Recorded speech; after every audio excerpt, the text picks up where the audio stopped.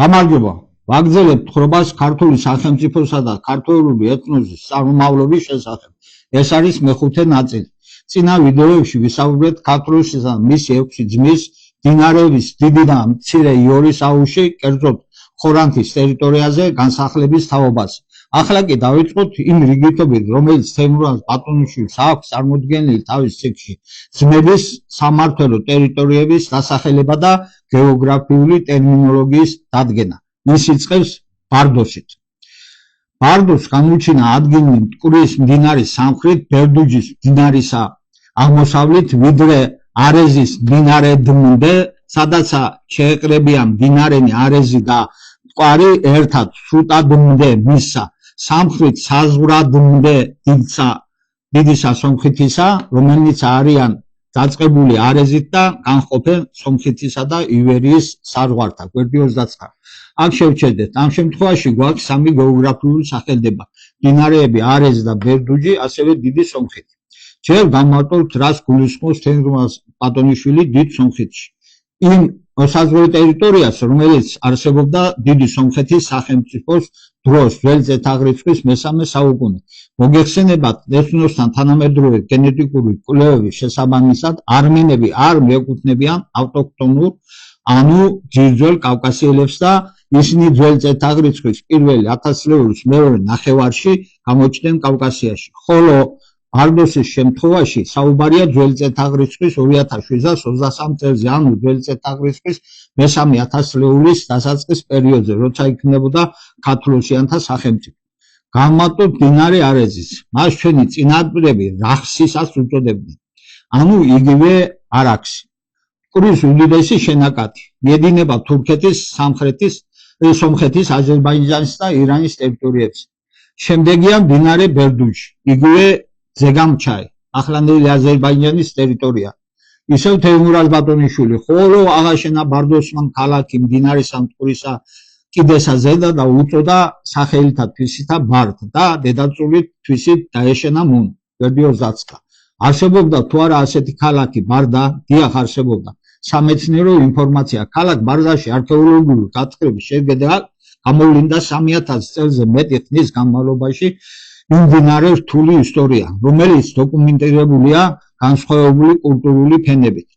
ბოლოდროინდელმა კვლევებმა განსაკუთრებით შორთეფეს კომპლექსში გამოავლინა 4 ძირითადი ფენა, რომლებიც ასახავს ქალაქის ევოლუციას ბრინჯაოს ხანიდან შუა საუკუნეებამდე. ძირითადი არქეოლოგიური ფენები. ბარდა უკავშირდება ბრინჯაოს ხანის მტკვარ-არაქსის კულტურასაც ადრეული დასახლებების მეშვეობით, რაც კონკრეტულად დასტურდება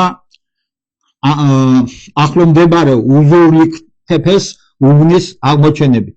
ამ რეგიონის ადგილების არქეოლოგიური ფენები მიუთითებს ადრეულ მატერიალურ კულტურაზე, მეტალურგიაზე, ჭურჭელზე და სამეურნეო პრაქტიკაზე, რომელიც თარიღდება ჩვენს წელთაღრიცხვამდე მესამე-მეორე 1000 წლეულებით. ეს თარიღი ამ ძველი წელთაღრიცხვის 2723 წელი ან და ძველი წელთაღრიცხვის 22 საუკუნის ბოლო პერიოდი სრულად თავსებადია თარგამოსიანთა მიერ ქამიტურ მტკვარ-არაქსის კულტურის ჩანაცვლებისა თრიალეთის ქართლოსიანთა კულტურით. ამაზე გვაქვს ვიდეოები და გთხოვთ უყუროთ. ვით დასტურდება ეს კავშირები, ისევ სამეცნიერო ინფორმაცია, ძირითადი კავშირები და აღმოჩენები, არქეოლოგიური მტკიცებულებები. ბარდას გარშემო ჩატარებულმა გათხრებმა გამოავლინა კულტურული ფენები, რომლებიც დაკავშირებულია მტკვარ-არაქსის პერიოდთანაც, რაც აჩვენებს ადრეული დასახლებიდან გვიანდელ უფრო გამაგრებულ ურბანულ ნაგებობამდე ევოლუციას. უზურლიქტეფეს ადგილი ბარდას ახლომდებარე არქეოლოგიური ობიექტია. ხშირად მოიხსენება როგორც ამ ტერიტორიაზე მთავარი წარმომადგენლობითი ადგილი. უზურლიქტეფე ასახავს ადრეული ურბანული კულტურის განვითარებას და შესაბამისად შუა ბრინჯაოს ხანისთვის დამახასიათებელ მოხატულ კერამიკას, რომელიც განვითარდა მტკვარ-არაქსის ტრადიციის საფუძველზე. შორთეფეს დასახლება გათხრების შედეგად გამოვლინდა მასალები, რომელიც ამ ადგილს აკავშირებს მტკვრისა და არაქსის მდინარეების აუზში ბრინჯაოს ხანის საზოგადოების უფრო ფართო განვითარებასთან. კულტურული კონტექსტი. კვარ-არაქსის კულტურა დაახლოებით ძველი წელთაღრიცხვის 3400-2000 წლები ხასიათდება გამორჩეული შავი ფერის გაპრიალებული კერამიკით, ლითონის იარაღის განვითარების პროგრესით და ზოგიერთ შემთხვევაში თავდაცვითი კედლებით, ისტორიული კავშირებით. მიუხედავად იმისა, რომ ბარდა გადაიქცა მნიშვნელოვან ქალაქად მოგვიანებით პერიოდებში, როგორიცაა კავკასიის ალბანეთის დედაქალაქი, მისი ფესვები მტკიცედ არის გადმული კვარ-არაქსის კულტურული კომპლექსის ადრეულ ფუნდამენტურ ურბანიზმშიც, ესე იგი მოდის ადრიდან. ასევე ბარდა უკავშირდება კვარ-არაქსის კულტურას. მიმდებარე ყარაბაღის რეგიონში აღმოჩენილი არქეოლოგიური ძეგლების მეშვეობით, რომლებიც ადრეული მინიჟაურის ხანით დაახლოებით ძველი წელთაღრიცხვის 3500-2000 წლებით თარიღდება. შემდეგ კულტურული ინდიკატორები არქეოლოგურმა ფენებმა რეგიონში გამოავლინა კვარ-არაქსის ტიპიური არტეფაქტები, მათ შორის შავად გაპრიალებული კერამიკა დამახასიათებელი სახელურებით, დასახლებული მეურნეობისა და მოძრავი მესაქონლეობის მტკიცებულებები, ადრეული მეტალურგია, კერძოდ დარიშხანიანი ბრინჯაოს გამოყენება. ხლა მნიშვნელოვანი ადგილები ბარდას მახლობლად. მიუხედავად იმისა, რომ თავად ბარდა შუა საუკუნეების გამოჩენილ დედაქალაქად იქცა, მისი საფუძველი ეყრდნობა რამოდენიმე უძველეს ბორცვსა და სამარხს, ყორღანს, რომლებიც დაკავშირებულია კვარ-არაქსისა და შემდგომი ბრინჯაოს ხანის კულტურებთანაც. აქ არ არის დაკონკრეტებული, რაც წარმოადგენდა კვარ-არაქსის შემდგომი ბრინჯაოს ხანის კულტურები. ჩვენ შეგვიძლია ვთქვათ, რომ ეს იყო ქართლოსიანთა კულტურის ის ნაწილი, რომელიც შექმნეს ბარდოსელებმა, ბარდას ხალხმა. განვაგრძობ. უჩობლარი ადრეული ბრინჯაოს ხანის დასახლება ყარაბაღის ვაკეზე. კვლევები აჩვენებს, რომ ბრინჯაოს გვიან პერიოდში 3000 წლის შემდეგ, აქ ხალხის წასვლის შემდეგ კვლავ გაჩნდა დასახლებები, საცხოვრებელი სახლების ასაშენებლად ფართობის შემცირებით. ადამიანებმა დაიწყეს მეზობელი ცარიელი ტერიტორიების კოლონიზაცია.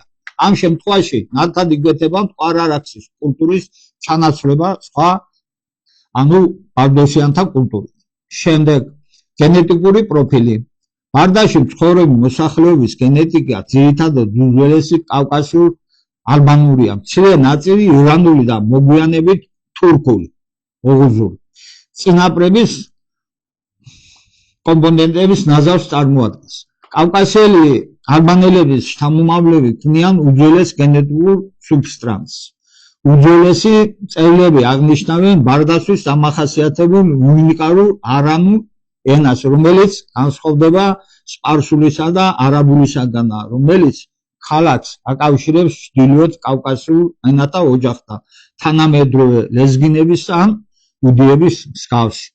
ჩვენ შემთხვევაში კი მთავარი ის გახლავთ, რომ ბარდოსის მიერ დაარსებულ ქალაქ ბარდას ხალხის გენეტიკა მკვიდრია, ავტოქთონური, კავკასიური და გამორიცხავს ზოგიერთი უცხოელი მეცნიერის იმ დასკვნას, რომ ბარდოსელები წარმოადგენდნენ არმენოსებს ან თურქულენოვან ხალხს, თუმცა მოგვიანებით პერიოდებში სხვადასხვა ეთნიკური წარმომავლობის ხალხის განსახლების არის შესაძლოა ეს ქალაქი თავისუფლად ქცეულიყო.